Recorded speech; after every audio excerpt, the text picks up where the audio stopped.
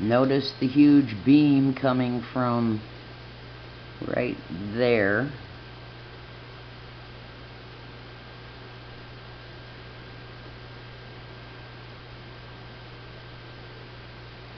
Completely engulfing Madagascar, which now coincidentally has a cyclone working on it. 2 days ago, Australia was bombarded with some type of a sonic signal, and now they're having a cyclone hitting them. So not only do these sonic undulations cause earthquakes, they're positioned in every fault around the world apparently. I've only checked the fault system out here and found TTAs over here. Haven't looked here yet.